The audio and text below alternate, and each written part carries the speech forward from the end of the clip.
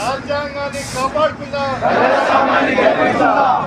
రాజ్యాంగాన్ని కాపాడుకుందాం, రాజ్యాంగాన్ని కాపాడుకుందాం. జై భీమ్, జై భీమ్, జై భీమ్. బీజేపీ పాలనలో దళితుల పైన, ఎస్సీల పైన, ఎస్టీల పైన, మైనార్టీల పైన, మహిళల పైన, బీసీల పైన దాడులు పెరిగిపోయినాయి. ఆ దాడులు కనీసము పోలీస్ స్టేషన్లకు వెళ్ళి వినతి పత్రం ఇచ్చుకోలేని దుస్థితిలో ఈనాడు ప్రజలు ఉన్నారు. ఇది చాలా ప్రమాదకరమైన పరిస్థితి. దీనిని మనం అందరూ కూడా గమనించవలసిన అవసరం లేదు.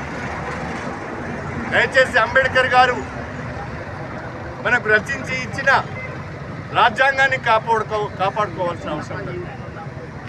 రాజ్యాంగాన్ని కాపాడుకుంటేనే, భారతదేశంలో ప్రజాస్వామ్యం ఉంటేనే మన బ్రతుకులకు భరోసా ఉంటుంది. లేకుంటే మన బ్రతుకులన్నీ ఆగమైపోతాయని చెప్పి నేను మీకు తెలియజేస్తున్నాను.